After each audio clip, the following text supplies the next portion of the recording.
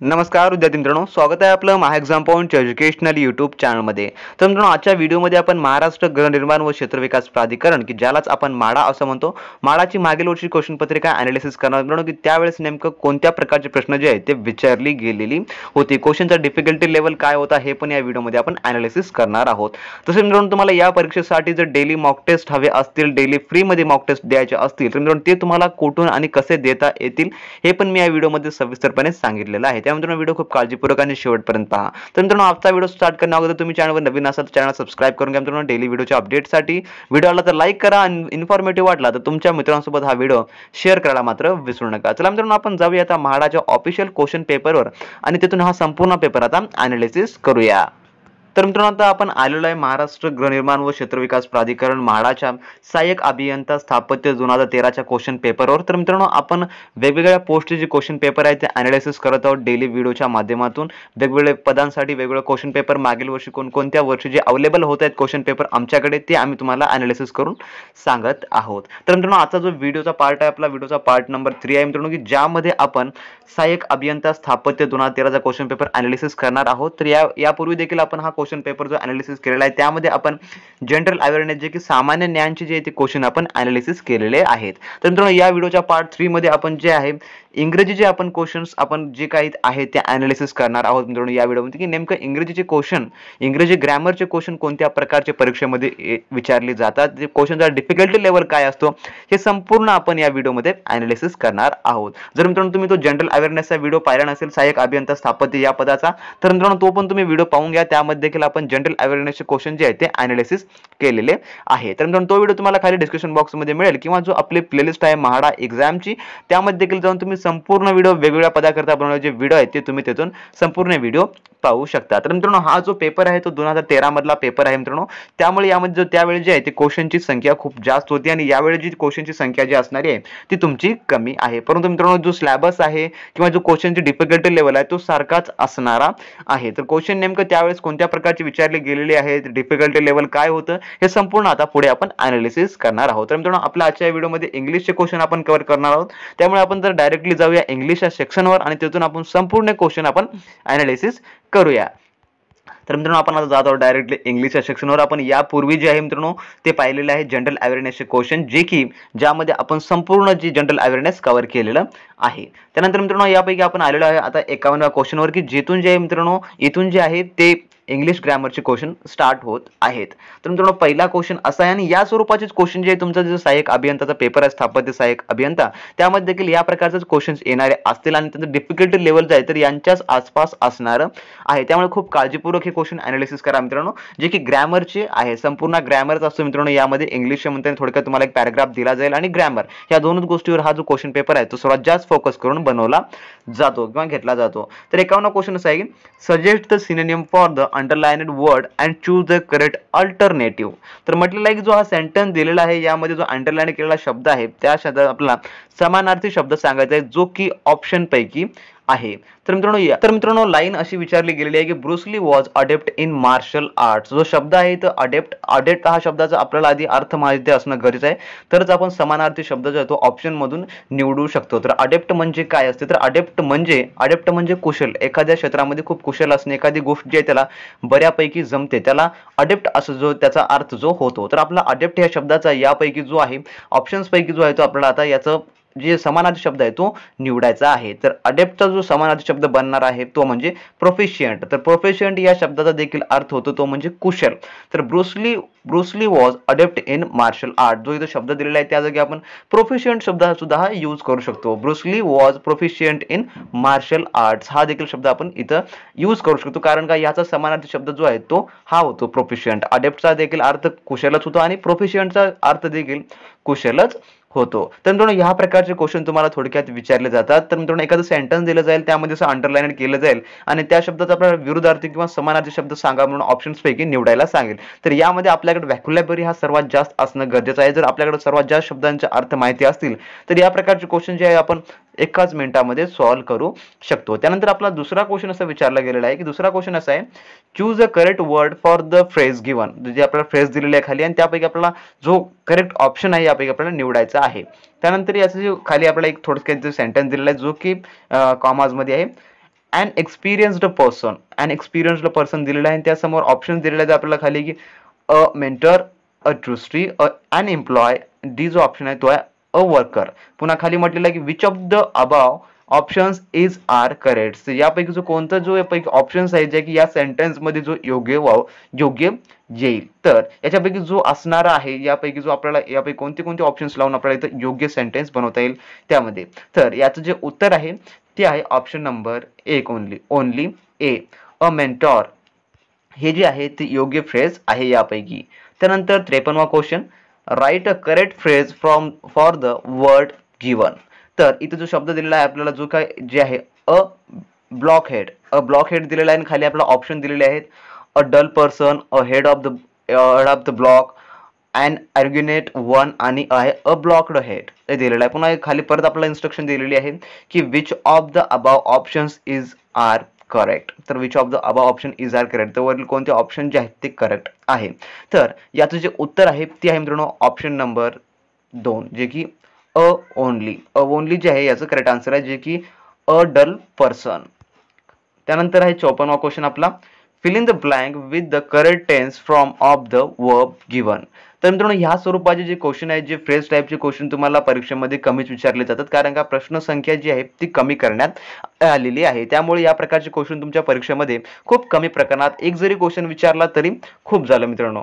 त्यानंतर 54वा क्वेश्चन आपण पाहत आहोत. 54वा क्वेश्चन असा आहे की fill in the blank with the correct tense from of the verb given. जे वर्ब दिलेला आहे इथं चेअर्स तर वर्ब दिलेला आहे तर त्यापैकी आपल्याला सेंटेन्स मध्ये इथे यूज करून योग्य ते सेंटेन्स आपल्याला बनवायचं आहे. तर मित्रांनो क्वेश्चन असा आहे जो की सेंटेन्स आपल्याला असा आहे, आय सॉ 2 पोलिसमॅन डॅश जे की वर्ब आहे चेअर्स अ थीफ. तर यापैकी जो आपल्याला ऑप्शन्स पैकी योग्य ते यूज करून तो सेंटेन्स आपल्याला कंप्लीट करायचा आहे. तर काय बसेल त्या ठिकाणी, तर त्या ठिकाणी जर येणारा असेल मित्रांनो तो असेल wear choosing. I saw 2 policeman वर चेसिंग अ थीफ. तर हे याचं सेंटेन्स जे आहे ते असे या प्रकारे बनणार असेल. त्यानंतर 55वा question, identify the correct meaning for the given phrase. तर परत इथं फ्रेजवरील क्वेश्चन विचारला गेलेला आहे. टू एंड इन स्मॉक, पुन्हा ऑप्शन दिलेले आहे टू फॉल, टू फेल, पुन्हा टू फेल्स, पुन्हा टू फेल्ट. या प्रकारे जो दिलेला आहे खाली ऑप्शन दिले आहेत. पुन्हा परत खाली इन्स्ट्रक्शन दिले आहे which of the above option is are correct. तर वरीलपैकी कोणते ऑप्शन जे आहेत ते बरोबर आहेत. तर यात जे उत्तर बनणार असेल मित्रांनो ते असेल option number 3 C only, to fail. त्यानंतर 56वा question, select the correct class changing suffix prefix from those given below. तर इथं आपल्याला सेंटेन्स खाली जे काही शब्द दिलेले आहेत त्यापैकी आपल्याला सफिक्स आणि प्रिफिक्स त्याच्यामध्ये जे आहे ते आपल्याला इथून निवडायचं आहे. पुन्हा याच्यामध्ये आहे पहिलं आहे इनस्लॅव, पुन्हा मग चाइल्ड डिश, पुन्हा टीचिंग आणि वर्कड हे दिलेले आहेत. परत म्हटलेलं आहे खाली की which of the above is are correct. तर सफिक्स आणि प्रिफिक्स निवडायचं त्याच्यापैकी. तर याचं जे उत्तर असेल मित्रांनो ते आहे option number 2 A and B only. याच्यामध्ये इनस्लॅव आहे प्लस चाइल्ड डिश, कारण का सफिक्स आणि प्रफिक्स मध्ये दोन शब्द जोडून बनलेले असतात. तर सफिक्स म्हणजे सुरुवातीला, प्रफिक्स म्हणजे शेवटी किंवा मागे पुढे कुठेही पासून त्याच्यामध्ये फोडणी होत असेल त्या दोन शब्दाची. जसं की चाइल्ड डिश आहे, कारण चाइल्ड या शब्दाचा देखील अर्थ बनतो आणि डिश या शब्दाचा देखील अर्थ बनतो. त्यामुळे या ठिकाणी जे आहे हे सफिक्स आणि प्रफिक्स वाले शब्द आहेत. पुन्हा त्यानंतर जे इनस्लॅव, तर इन आहे आणि स्लॅवचा देखील अर्थ बनतो. त्यामुळे इथे ऑप्शन ए आणि बी जे आहे या ठिकाणी सफिक्स आणि प्रफिक्स जे आहेत बेस्ट एक्झाम्पल आहेत, क्लास चेंजिंग आहे. त्यामुळे याचं उत्तर जे येणार असेल ते असेल option number A and B only. C आणि डी का येणार नाही, तर सी आणि डी मध्ये त्या प्रकारची कोणती फोडणी बनू शकत नाही. त्यानंतर 57वा क्वेश्चन आपला, which is the correct noun form of the given word vivisection. तर विवी सेक्शन आपल्याला इथं शब्द दिलेला आहे त्यापैकी आपल्याला जो आहे correct noun form of the given word मधला सांगायचा आपल्याला, जे की नाउन फॉर्म आहे तो सांगायचा आहे. तर याचं जे उत्तर आहे मित्रांनो ते आहे ऑप्शन नंबर 4 हे जे विवी सेक्शनिस्ट. त्यानंतर 58वा question, which of the following words are written alike but pronounced differently. तर म्हटलेलं आहे की write the following words are written alike, written म्हणजे त्यासारखंच आहे बट प्रोनाउन्स्ड जे आहे ते डिफरंट आहे. त्याचं प्रोनाउन्स्ड जे आहे डिफरंट आहे, जे की त्याचं प्रोनाउन्स्ड होणार असेल. तर इथे शब्द पहिला दिला आहे रेड, पुन्हा मग रीड, पुन्हा रेड, पुन्हा मग रीड, जे की यांचं प्रोनाउन्स वेगवेगळं आहे. तर त्यानंतर खाली असं दिलेलं आहे which of the above is are correct. तर कोणता जो वरील शब्द जो आहे तो करेक्ट आहे. तर याचं जे उत्तर आहे ते आहे मित्रांनो ऑप्शन नंबर 2 बी आणि डी. रीड याचा जो प्रोनाउन्स होणार आहे तो सारखाच आहे, रेड आणि रीडच. तर या ठिकाणी जो क्वेश्चन आपला नेक्स्ट क्वेश्चन 59वा, choosing the correct passive from the given alternative. तर आपल्याला इथे शब्द दिलेला आहे, जो की लाईन दिलेली आहे त्यामध्ये, आणि त्याचा आपल्याला पॅसिव्ह फॉर्म जो आहे तो खालीलपैकी ऑप्शन पैकी निवडायचा आहे की पॅसिव्ह फॉर्म काय होईल त्याचा. तर मित्रांनो जो आपल्याला सेंटेन्स दिलेला आहे तो दिलेला आहे, do not loaf at a beggar. त्यानंतर आपल्याला याचं जे आपल्याला पॅसिव्ह फॉर्म मध्ये कन्वर्ट करायचं आहे किंवा जो पॅसिव्ह फॉर्म जो आहे तो आपल्याला निवडायचा आहे. जर मित्रांनो तुम्हाला ऍक्टिव्ह आणि पॅसिव्ह वाईज शिकायचे असतील तर आपल्या चॅनलवर त्याचा एक व्हिडिओ आहे मित्रांनो स्पेशली, त्यामध्ये पॅसिव्ह आणि ऍक्टिव्ह वॉइस सांगितलं गेलेलं आहे विथ शॉर्ट ट्रिक की तुम्ही कोणत्या पद्धतीने पॅसिव्ह वॉइस आणि ऍक्टिव्ह वॉइस हे तुम्ही एका मिनिटामध्ये ओळखू शकाल. तर मित्रांनो याचं जे पॅसिव्ह वॉइस सेंटेन्स असणार असेल तो म्हणजे मित्रांनो option number 2, a beggar should not be laughed at. त्यानंतर 60वा question, choose the alternative with correct spelling. Shyam was a dash man in his family. तर Shyam was a dash man is family. तर श्याम कसा माणूस आहे फॅमिलीमध्ये. तर कसा आहे, तर यापैकी आपल्याला जे आहे जो योग्य करेक्ट स्पेलिंगचा वर्ड आहे तो आपल्याला इथे यूज करायचा आहे. तर इथे स्पेलिंग काय दिले आहे, श्रूड. श्रूड हा शब्द आपल्याला इथे दिलेला आहे, पण त्याचे आपल्याला स्पेलिंग जे आहे ते योग्य ते करेक्ट स्पेलिंग सोबत आपल्याला इथं निवडायचं आहे. तर इथे SHEREWD जे की श्रूड. श्रूड म्हणजे काय, श्रूड म्हणजे चतुर. श्रूड या शब्दाचा अर्थ काय होतो, तर चतुर होतो. ऑप्शन नंबर 2 हे याचं करेक्ट आन्सर आहे, ज्यामध्ये करेक्ट स्पेलिंग दिलेले आहे. आणि या ठिकाणी आपण सेंटेन्स हा जरी वर्ड या ठिकाणी अटॅचमेंट केला, Shyam was a shrewd man in his family, तर श्याम हा त्याच्या फॅमिली मधला सर्वात चतुर माणूस आहे किंवा मुलगा आहे किंवा काही पण असू शकतो. तर याचं श्रूड हे जे आहे याचं करेक्ट. त्यानंतर आपला 61वा क्वेश्चन असा आहे, match idem in the teeth of with one of the followings. जे आता आपल्याला इन द टीथ ऑफ हा जो इडम दिलेला आहे जो की अर्धवट आहे तो आपल्याला कंप्लीट करायचा आहे खालचे जे काही ऑप्शन्स मधून निवडून. तर काय या ठिकाणी ऑप्शन्स मधलं येऊ शकतं, तर मित्रांनो असं आहे की in the teeth of in connect with हा जो आहे तो इडम्स आहे, कंप्लीट इडम्स. तर आपल्याला या ठिकाणी जो ऑप्शन नंबर 2 आहे तो करेक्ट या जागी येणारा आन्सर असेल. In the teeth of in contact with या प्रकारचा इडम्स आहे. त्यानंतर 62वा क्वेश्चन आपला, choose the correct indirect form from the given alternative. तर इथं जो आपल्याला दिलेला आहे सेंटेन्स त्याचा आपल्याला जो आहे इनडायरेक्ट फॉर्म आपल्याला सांगायचा आहे, जो की अल्टरनेटिव्ह मध्ये म्हणजे पर्यायापैकी निवडून आपल्याला सांगायचं आहे की याचं करेक्ट आन्सर्स काय आहे. तर Neha said virtue is its own reward. तर virtue is its own reward हा जो सेंटेन्स आहे जो की नेहा सांगत आहे किंवा बोलत आहे म्हणत आहे, तर Neha said virtue is its own reward या सेंटेन्स आपल्याला इनडायरेक्ट मध्ये करून सांगायचं आहे किंवा ऑप्शन पैकी आपल्याला निवडायचं आहे. तर मित्रांनो या देखील आपल्या चॅनलवर रिलेटेड व्हिडिओ अगोदरच अवेलेबल आहे इनडायरेक्टचा. तर मित्रांनो खूप दिवसापूर्वीचा व्हिडिओ आहे, त्यामध्ये तुम्हाला बेस्ट शॉर्ट ट्रिक सांगितलेले आहेत जेणेकरून तुम्हाला लवकरात लवकर या प्रकारचे क्वेश्चन परीक्षेमध्ये बिना वेळ न वाया घालता जे तुम्हाला अचीव करता येतील. तर मित्रांनो याचं जे आन्सर आहे ते आहे option number 2, Neha said that virtue is its own reward. तर या प्रकारे याचं जे आहे ते इनडायरेक्ट बनणारं असेल. त्यानंतर 63वा क्वेश्चन आपला, identify complex sentence from those given below. तर आपला कॉम्प्लेक्स सेंटेन्स आयडेंटिफाय करायचा आहे. खालीलपैकी कोणकोणते सेंटेन्स जे आहेत ते कॉम्प्लेक्स सेंटेन्स आहेत. तर मित्रांनो पहिला सेंटेन्स असं दिलेला आहे की my friend believes that he can do anything if he has a lot of money. दुसरा बी वाला ऑप्शन असा आहे, a thing of beauty is a joy for ever. पुन्हा सी ऑप्शन आहे, Rupa got a job after she had completed her study. पुन्हा D option आहे, he tried hard but he failed in his attempt. तर आता यापैकी आपल्याला complex sentence म्हणजे काय असणं आपल्याला गरजेचं आहे, माहिती असणं गरजेचं आहे की कॉम्प्लेक्स सेंटेन्स नेमकं कसं बनतात, त्यामध्ये काय ग्रॅमरचे ट्रिक असतात हे आपल्याला माहिती असणं गरजेचं आहे. तर मित्रांनो कॉम्प्लेक्स टेन्स तुम्हाला बऱ्यापैकी जमत असतील, कॉम्प्लेक्स, कंपाऊंड टेन्स आणि सिंपल टेन्स हे 3 प्रकारचे सेंटेन्स असतात जे की परीक्षामध्ये कोणत्याही परीक्षेत हमखास विचारले जातात. एकच सेंटेन्स दिलं जातं. या ठिकाणी तुम्हाला कॉम्प्लेक्स सेंटेन्स ओळखायला सांगितलं गेलेलं आहे. तुमच्या येणाऱ्या परीक्षेमध्ये कंपाऊंड सेंटेन्स ओळखायला देखील विचारलं जाऊ शकतं. त्यामुळे मित्रांनो यावर देखील आपला एक स्पेशल व्हिडिओ आहे, तुम्ही तो पाहून घ्या. त्यामध्ये मराठी तुम्हाला जर इंग्रजी ग्रामरचे सगळे व्हिडिओ पाहायचे असतील आपली प्लेलिस्ट आहे, तुम्ही त्या प्लेलिस्टमध्ये जाऊन हे सगळं तुम्ही पाहू शकता. कंपाऊंड, कॉम्प्लेक्स, पुन्हा त्यात इनडायरेक्टचे, पुन्हा ऍक्टिव्ह वाईज, पॅसिव्ह वाईजचे सगळे व्हिडिओ तुम्ही तिथून पाहू शकता. मित्रांनो तुम्ही एक वेळ जाऊन ते संपूर्ण व्हिडिओ पाहून घ्या. त्यानंतर तुम्ही ट्राय करा. मित्रांनो हे 100% क्वेश्चन तुम्हाला सॉल्व्ह होतील. तर मित्रांनो यापैकी जो कॉम्प्लेक्स सेंटेन्स आहे, यापैकी कोणकोणते सेंटेन्स जे कॉम्प्लेक्स आहेत, यापैकी जे उत्तर होणार असेल ते मित्रांनो option number C, only C, Rupa got a job after she had completed her study. हे जे आहे या ठिकाणी कॉम्प्लेक्स सेंटेन्स आहे. त्यानंतर आपला 64वा question, mark correctly the noun clause from the following. तर जे तुम्ही कॉम्प्लेक्स, कंपाऊंड आणि सिंपल सेंटेन्स सांगितलेलं आहे ते ह्याच्या रिलेटेड असते.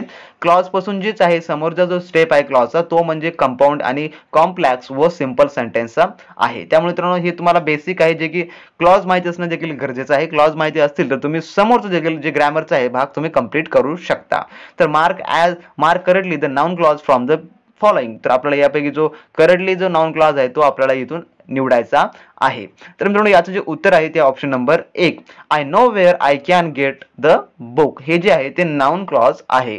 त्यानंतर आपला 65 क्वेश्चन असा आहे मित्रांनो identify the correct active form for where will these prisoners be sent. हा जो सेंटेन्स दिलेला आहे where will be these prisoners be sent त्याचा ऍक्टिव्ह फॉर्म आपल्याला इथून आयडेंटिफाय करायचा आहे, ओळखायचा आहे, जो की अगदी बरोबर आहे या ऑप्शन्स पैकी दिलेला आहे. तर त्यानंतर खाली आपला इन्स्ट्रक्शन दिला आहे की which of the above alternative is are correct. तर कोणता जो ऑप्शन्स आहे तो करेक्ट आहे. तर याच्यापैकी जो ऑप्शन करेक्ट आहे तो म्हणजे मित्रांनो option number B where will be these sent these prisoners. म्हणून याचा जो ऑप्शन नंबर बी जो आहे ऑप्शन 4 मध्ये आहे, म्हणून जे याचं ऑप्शन नंबर 4 जे याचं करेक्ट आन्सर असेल. या प्रकारचे क्वेश्चन तुम्हाला सहाय्यक अभियंत्याच्या परीक्षेमध्ये विचारले जाणार आहेत मित्रांनो, त्यामुळे खूप काळजीपूर्वक आणि लक्ष देऊन हे क्वेश्चन्स पहा. त्यानंतर 66 क्वेश्चन आपला 66 क्वेश्चन असा आहे identify the passive form for. तर ह्या पॅसिव्ह वर्ड आपल्याला इथे ओळखायचा आहे. Send this letters by registered post. तर आपला सेंटेन्स काय send this letters by registered post या प्रकारे दिला आहे. त्याचा आपल्याला पॅसिव्ह वर्ड जो आहे आयडेंटिफाय करायचा आहे. तर याचे उत्तर आहे मित्रांनो ते option number 2 let this letters be send by registered post या प्रकारे जे आहे तर याचं पॅसिव्ह वॉइस बनणार असेल. त्यानंतर 67 क्वेश्चन आपला choose the correct sentence from the following. तर choose the correct sentence from the following या प्रकारे हा सेंटेन्स आहे, यापैकी आपल्याला जो निवडायचा जो करेक्ट सेंटेन्स आहे तो आपल्याला यापैकी निवडायचा आहे. तर यात जे उत्तर आहे मित्रांनो ते आहे option number 2 everyone attend the party expect him. तर हे जे आहे याचं एकदम करेक्ट सेंटेन्स आहे. त्यानंतर 68 क्वेश्चन आपला चूज द करेक्ट प्रिपोजिशन. तर प्रिपोजिशन हा पण खूप सर्वात महत्त्वाचा पार्ट आहे जो की ग्रामर सेक्शन मधला मित्रांनो, जे की आपल्या सर्वांना प्रिपोजिशन येणं गरजेचंच आहे. The officer would have to change his attitude before the workers. जो बिफोर अंडरलाईन केलेला शब्द आहे त्या ठिकाणी आपल्याला योग्य जायचं प्रिपोजिशन यूज करायचं ज्यापैकी ऑप्शन्स पैकी आहे. तर ऑप्शन पैकी कोणता प्रिपोजिशन त्या ठिकाणी येऊ शकतो तो आपल्याला तिथे ऍड करायचा आहे. तर याचं जे उत्तर आहे मित्रांनो ते आहे option number 2 towards. The officers would have to change his attitude towards the worker. या ठिकाणी आपल्याला बिफोर काढून टूवर्ड्स जे आहे प्रिपोजिशन यूज करायचं आहे, म्हणून याचं उत्तर जे होईल ते ऑप्शन नंबर 2 होईल. त्यानंतर आपला 69वा question choose the correct alternative for the underlined word. जो अंडरलाइन केलेला आहे त्या ठिकाणी आपला जो ऑप्शन्स पैकी आहे योग्य ते निवडून त्या ठिकाणी जो सेंटेन्स आहे तो बनवायचा आहे परत एक वेळेस. त्यानंतर मित्रांनो हा सेंटेन्स आहे की I am the secretary of sports club since it's formation 5 years ago. तर इथे एम जो आहे एम जो अंडरलाइन केलेला आहे त्या ठिकाणी आपल्याला योग्य ते अल्टरनेटिव्ह निवडायचा आहे, जो की अल्टरनेटिव्ह केलेला आहे ना ऑप्शन पैकी आपल्याला निवडायचा आहे. तर यापैकी जो या ठिकाणी जर अल्टरनेटिव्ह यूज केला आपण दुसरं कोणतं तर यूज करून ते देखील सेंटेन्स करेक्ट बनणं गरजेचं आहे. त्या ठिकाणी कोणता आपण यूज करू शकतो तर तो आहे मित्रांनो I have been the secretary of the sports club since its formation 5 years ago. या ठिकाणी I have been आपण इथं यूज करू शकतो. म्हणजे उत्तर जे आहे ते ऑप्शन नंबर 2 आहे. त्यानंतर 70वा क्वेश्चन आपला 70वा क्वेश्चन असा आहे मित्रांनो find conditional clause from below. तर मित्रांनो कंडिशनल क्लॉज यावरचे क्वेश्चन तुम्हाला तिथे परीक्षेमध्ये येणारे नाहीत, कारण का या सिलेबस मध्ये जो आहे तुमच्या येणारी 2021 ची परीक्षा आहे माडाची, त्यामध्ये हा जो टॉपिक्स आहे कंडिशनल क्लॉजचा हा देखील दिलेला नाही आहे ग्रामरच्या सेक्शन मध्ये. त्यामुळे मित्रांनो आपण हा जो क्वेश्चन आहे तो आपण इथं स्टॉप करणार आहोत. तर आपण नेक्स्ट क्वेश्चन पाहूया. नेक्स्ट क्वेश्चन असा आहे choose the correct option in place of the underlined phrase. तर मित्रांनो खाली सेंटेन्स दिलेला आहे The old man felled some trees in the garden with hardly no effort at all. जो आपला इथं जो hardly no effort at all हा जो अंडरलाइन केलेला फ्रेज आहे त्यापैकी आपला जो ऑप्शन्स पैकी आहे तो आपल्याला इथं निवडायचा आहे. तर याचं जे उत्तर आहे मित्रांनो ते option number 2 hardly any effort. हे जे hardly no effort at all हे शब्द आपण काढून ही जो अंडरलाइनड सेंटेन्स आहे तो काढून देखील आपण hardly any effort हा देखील तिथं यूज करू शकतो. त्यानंतर 72वा question choose the correct alternative for the following direct speech, जो की डायरेक्ट स्पीच आहे. Are you ready she asked the tourist. तर आपल्याला या ठिकाणी मग त्याचं डायरेक्ट स्पीच आपल्याला सांगायचं ऑप्शन्स पैकी जे की अल्टरनेटिव्ह पैकी. तर यात जे उत्तर होईल मित्रांनो ते ऑप्शन नंबर 3 होईल. She asked the tourist if he was ready. या प्रकारे याचं जे आहे ते होणार असेल. त्यानंतर 73वा question what does it mean? The poem was too difficult for me to understand. तर इथं काय म्हटलेलं आहे की सेंटेन्स आपल्याला दिलाय की the poem was too difficult for me to understand. What does it mean? तर याचा आपला मिनिंग सांगायचा आहे, जे की ऑप्शन्स पैकी आहे आणि कोणता ऑप्शन यापैकी करेक्ट आहे तो आपल्याला खाली या ऑप्शन्स पैकी सांगायचा आहे. Which of the above is are correct? तर याचं मिनिंग जे आहे ते कोणतं बरोबर आहे. तर मित्रांनो याचं जे उत्तर आहे ते आहे मित्रांनो option number 1, A and B only. I don't understood the poem, understand the poem. पुन्हा बी ऑप्शन आहे the poem was very difficult. म्हणजे आपण the poems too difficult for me to understand याचं जे आहे मिनिंग आपण ह्या प्रकारे देखील सांगू शकतो. I don't understand the poem, मला पोएम कविता समजलेली नाही. आणि बी ऑप्शन मध्ये देखील तेच म्हटलंय the poem was very difficult, म्हणजे पोएम हे खूप अवघड आहे, म्हणजे याचा अर्थ मी ती पोएम समजलेली नाही. त्यानंतर 74वा क्वेश्चन असा आहे, find the correct question they will elect their chairman. The correct question म्हणजे जो क्वेश्चन मार्क जो करेक्ट आहे तो कोणता आहे आणि कोणत्या टाईपचा जो क्वेश्चन आहे तो एकदम इथं करेक्ट आहे. दे विल इलेक्ट द चेअरमन. तर यापैकी आपल्याला जो क्वेश्चन सेंटेन्स बनलेला आहे तो कोणता करेक्ट सेंटेन्स आहे यापैकी. तर यात जे उत्तर आहे मित्रांनो ते आहे option number 3, whom will they elect their chairman, समोर आहे क्वेश्चन टॅग. तर हा जो क्वेश्चन आहे तो एकदम बरोबर आहे, जे की याचे आन्सर असं they will elect their chairman. तर whom will they elect their chairman हा क्वेश्चन आहे आणि हा याचा आन्सर आहे.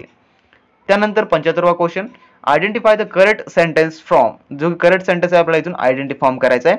तर याचं जे उत्तर आहे ते आहे मित्रांनो direct option number 3, the teacher expected our innovations and agreed to come with us.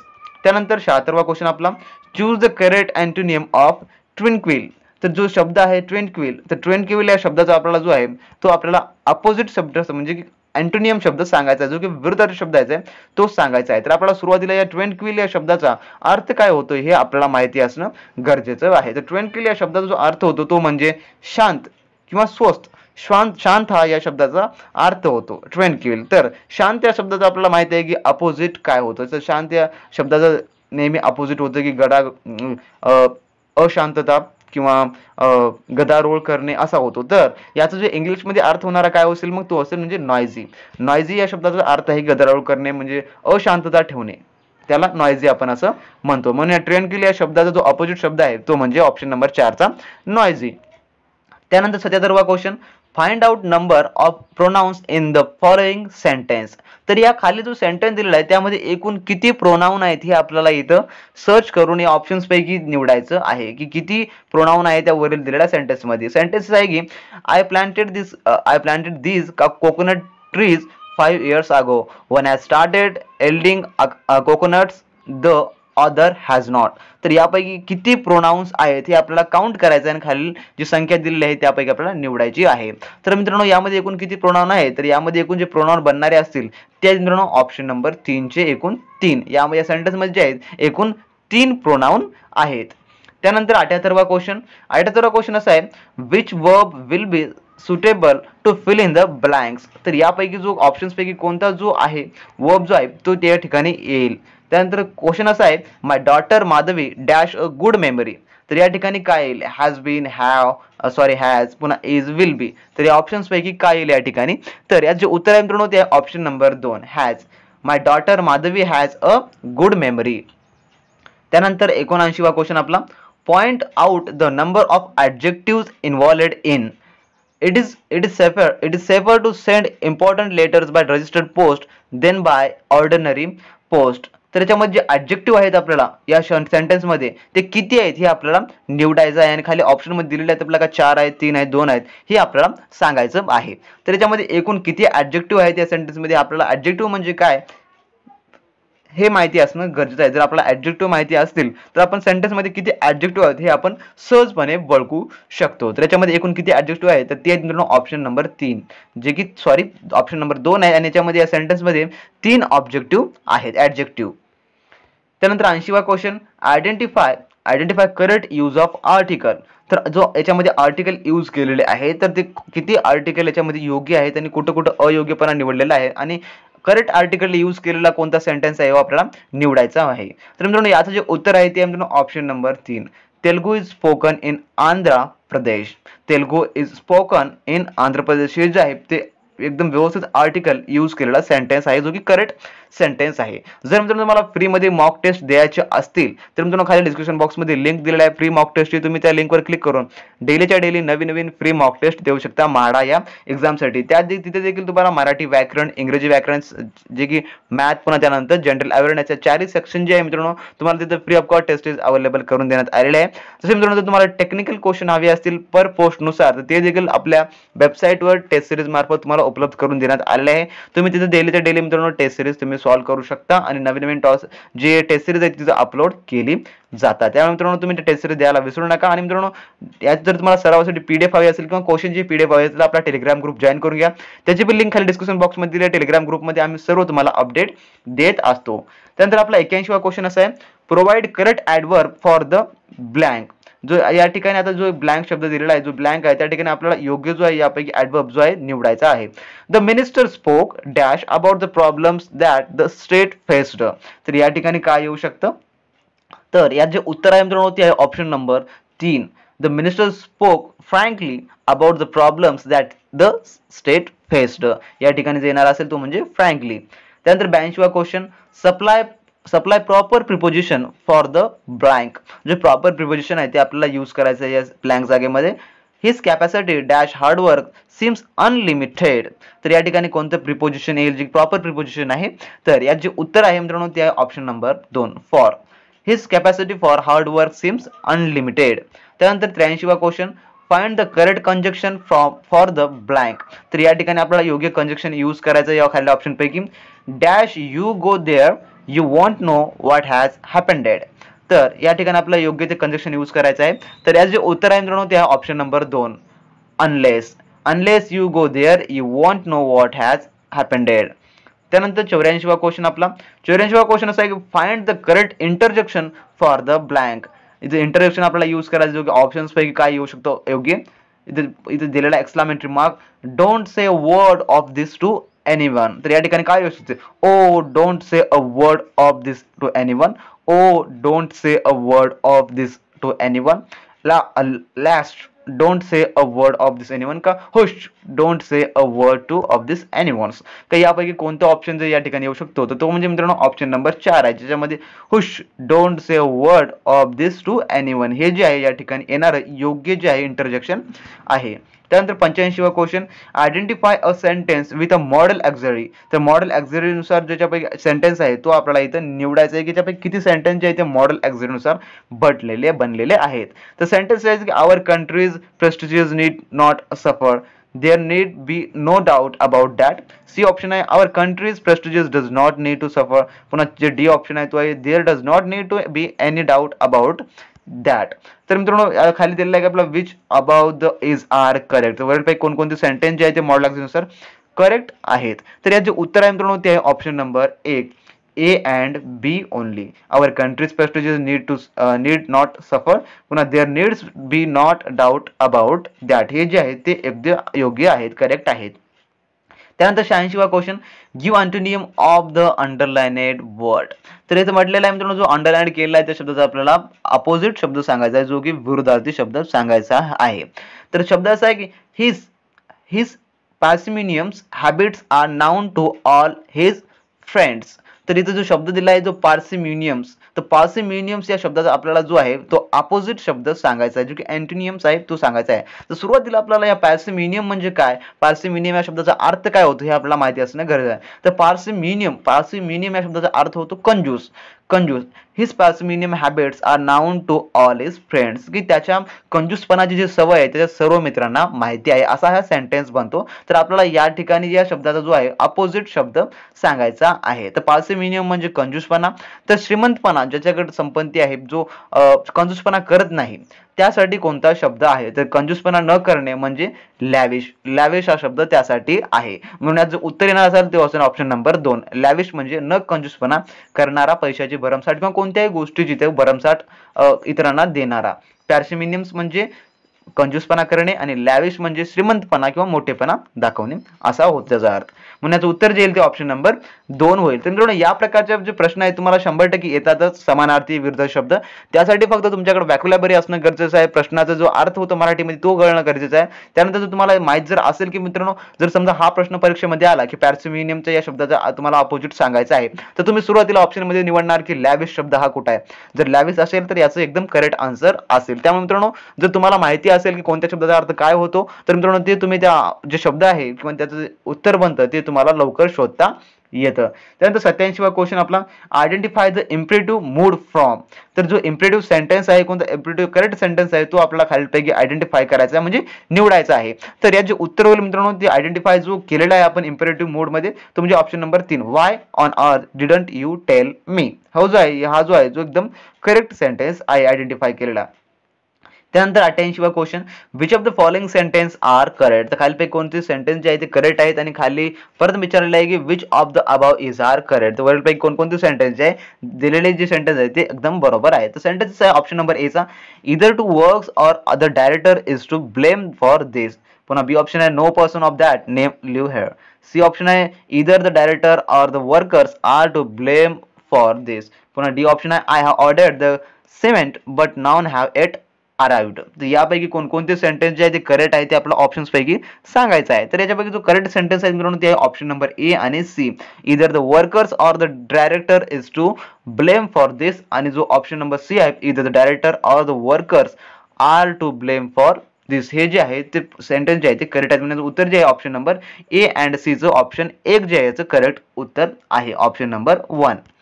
त्यानंतर जे आपला क्वेश्चन आहे 89वा, आयडेंटिफाय इनकरेक्ट सेंटेन्स फ्रॉम. जो की इनकरेक्ट चुकीचा सेंटेन्स आहे जो आपल्याला निवडायचा आहे यापैकी. Literature has no other aim but entertainment. Literature has no other aim than entertainment. He asked that where I lived. he asked where I lived. यापैकी जो इनकरेक्ट सेंटेन्स आहे तो आपल्याला निवडायचा आहे की यापैकी किती सेंटेन्स इनकरेक्ट आहेत.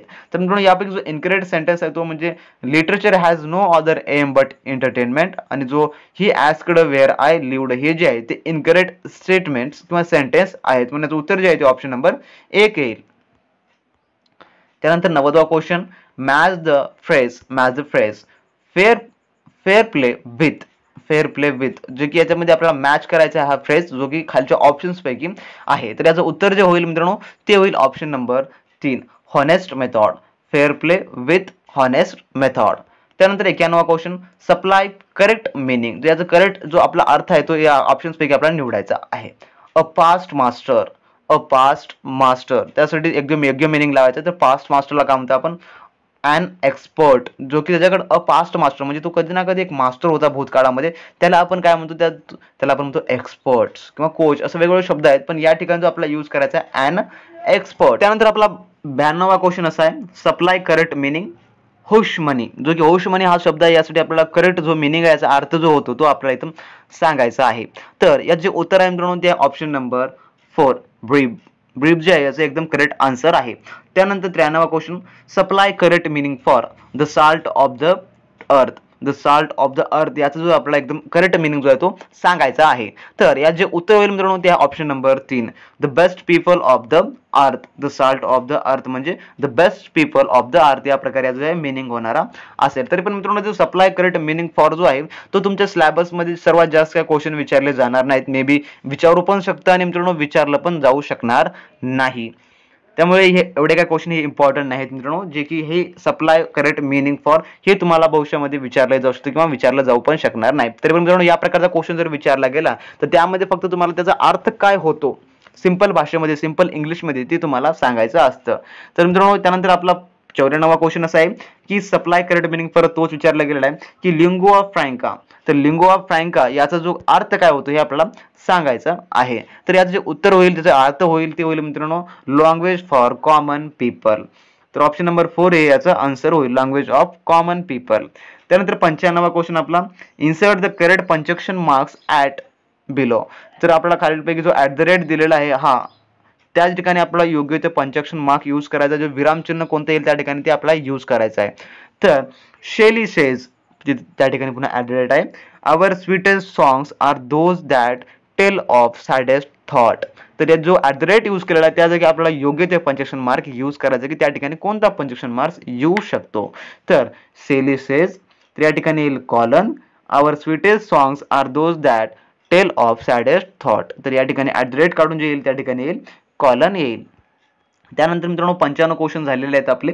तर यापैकी 96 ते 100 पर्यंत जे क्वेश्चन दिलेले आहेत ते पॅसेजवर डिपेंड आहेत. पॅसेजवर जो आपल्याला पॅसेज वाचून हे संपूर्ण क्वेश्चन जे आहेत ते कव्हर करायचे आहेत. तर मित्रांनो यासाठी आपल्याला हा पॅसेज वाचावा लागेल. तर मित्रांनो आपण आता फक्त एवढेच क्वेश्चन्स कव्हर केलेले आहेत जे की 95 क्वेश्चन आहेत मित्रांनो, जे की तुम्हाला 95 नसणारे नाही आहेत. तुम्हाला परीक्षेमध्ये 50 क्वेश्चन नसणारे नाही, तर तुम्हाला परीक्षेमध्ये फक्त 25 क्वेश्चन दिलेले असतील. तर 25 क्वेश्चन जे आहेत ते या टाईपमध्येच असणार आहेत मित्रांनो. या टाईपचं डिफिकल्टी लेवल असणार आहे तुम्हाला सहाय्यक अभियंता या पदाकरता, आणि या टाईपचे क्वेश्चन तुम्हाला फिरून फिरून परीक्षेमध्ये विचारले जाणारे आहेत. तर यासाठी तुम्हाला इम्पॉर्टंट आहे की तुमचे मॉक टेस्ट, तर तुम्ही डेलीच्या डेली मॉक टेस्ट दिला तर मित्रांनो तुम्हाला कोणत्याही प्रकारचा क्वेश्चन जर परीक्षेमध्ये आला की तुम्हाला तो सहज तुम्हाला पाहता सॉल्व्ह करता येणार आहे मित्रांनो. आणि जर तुम्ही सराव केला तर मित्रांनो आमच्या ह्या PDF जर घेऊन, तर मित्रांनो ते अजून तुम्हाला हेल्प होईल. मॉक टेस्ट प्लस जर तुम्हाला सरावासाठी PDF जर मिळाल्या तर मित्रांनो तुम्ही एक चांगला स्कोर तुमच्या येणाऱ्या म्हाडाच्या एक्झाम मध्ये करू शकता. आणि मित्रांनो जो पेपर इंग्लिशचा जो डिफिकल्टी लेवल आहे तो खूप कमी आहे मित्रांनो. जर तुम्हाला बेसिक ग्रामर माहिती असेल, जसं की मी सांगितलं तुम्हाला कंपाऊंड वगैरे, कॉम्प्लेक्स सेंटेन्स, पुन्हा त्यानंतर कंपाऊंड सेंटेन्स, हे जे सेंटेन्स आहेत, पुन्हा त्यानंतर इनडायरेक्ट स्पीच, पुन्हा direct speech, active voice, passive voice, हे जर तुम्हाला सगळं काही जमत असेल किंवा मित्रांनो जमत जरी नसेल तरी मित्रांनो तुम्ही आमचे व्हिडिओ बघून तुम्ही एकदम 2 मिनिटाची शॉर्ट ट्रिक तुम्ही शिकू शकता. त्यानंतर ते इंग्लिश ग्रामरचे व्हिडिओ पाहून घ्या मित्रांनो. ते पाहिलं तर तुम्हाला अधिक आणि एक चांगली हेल्प होईल तुमच्या येणाऱ्या म्हाडाच्या एक्झामसाठी. कारण का मित्रांनो प्रिव्हियस इयरच्या एक्झाम मध्ये इंग्लिश ग्रामरच्या सेक्शन मध्ये त्यावरील सर्वात जास्त क्वेश्चन आहेत, जसं की प्रिपोजिशन, पुन्हा आर्टिकल, हे सर्व त्याच्यावरचे क्वेश्चन विचारले जातात. जे 25 क्वेश्चन आहेत मित्रांनो ते ह्या सर्वावरच बनवले जातात. जर मित्रांनो एखादे 5 जरी क्वेश्चन पुन्हा मग नंतर ते पॅसेजवर बनवले जातात, तर पॅसेजवरचे क्वेश्चन तुम्हाला पॅसेजमध्ये सर्च करून त्याचे आन्सर तुम्हाला लगेचच्या लगेच काढता येतील. त्यामुळे मित्रांनो या टाईपचे क्वेश्चन जे आहेत ते तुम्हाला परीक्षेमध्ये येऊ शकतात मित्रांनो. त्यामुळे या टाईपचा जो तुमचा पेपर पॅटर्न आहे तो असणारा आहे. तर मित्रांनो मॉक टेस्ट देण्यासाठी तुम्हाला फक्त आपल्या डिस्क्रिप्शन बॉक्स मध्ये लिंक यूज करायची आहे आणि त्या वेबसाईटला जाऊन तुम्ही डेलीच्या डेली तुम्ही तिथे मॉक टेस्ट देऊ शकता. आणि डेलीच्या डेली मॉक टेस्टचे अपडेट मिळवण्यासाठी आपला टेलिग्राम ग्रुप जॉईन करून घ्या मित्रांनो. टेलिग्राम ग्रुपची लिंक जी आहे ती पण डिस्क्रिप्शन बॉक्स मध्ये दिली आहे. टेलिग्राम ग्रुप जॉईन करून घ्या. तिथे डेलीच्या डेली नवीन नवीन अपडेट जे आहेत म्हाडा एक्झाम रिलेटेड किंवा इतर कोणत्याही एक्झाम रिलेटेड संपूर्ण तिथे अपडेट तुम्हाला दिल्या जातात. त्यानंतर फ्री मॉक टेस्ट आहे, तुम्हाला डेलीच्या डेली मॉक टेस्ट दिल्या जातात आपल्या वेबसाईट मार्फत. तुम्हाला फक्त जॉईन करून तुम्हाला तिथे फ्री मध्ये मॉक टेस्ट द्यायचे आहे. तर मित्रांनो मॉक टेस्ट द्यायला विसरू नका. आपण भेटूया व्हिडिओच्या नवीन पार्ट मध्ये. या क्वेश्चन रिलेटेड तुम्हाला काही शंका किंवा काही डाऊट असेल तर तुम्ही खाली कमेंट बॉक्स मध्ये कमेंट करा मित्रांनो. कमेंटचं आम्ही त्याचं उत्तर देण्याचा नक्की आम्ही प्रयत्न करू. तर मित्रांनो भेटूया आपल्या व्हिडिओच्या नेक्स्ट पार्ट मध्ये. त्यामध्ये आपण मित्रांनो नवीन क्वेश्चन सेट घेऊया वेगळ्या पदाकरता आणि त्यामध्ये आपण नवीन क्वेश्चन अनालिसिस करूया. आणि जे मित्रांनो एक्सपेक्टेड क्वेश्चन सेट जो आहे तो आपल्याला लवकरच चालू करायचा आहे मित्रांनो. लवकरच चालू करण्यात येईल आपल्या YouTube चॅनल मार्फत. येथे मित्रांनो तुम्हाला नवीन नवीन क्वेश्चन सेट प्रोव्हाइड केला जाईल. तर मित्रांनो आपण भेटूया व्हिडिओच्या नेक्स्ट पार्ट मध्ये. तोपर्यंत बी प्रॅक्टिस क्रॅक एक्झाम चॅनलला सबस्क्राईब केलं नसेल सबस्क्राईब करून घ्या मित्रांनो. आणि व्हिडिओ इन्फॉर्मेटिव्ह वाटला तर शेअर करा, आवडला तर लाईक करा मात्र विसरू नका.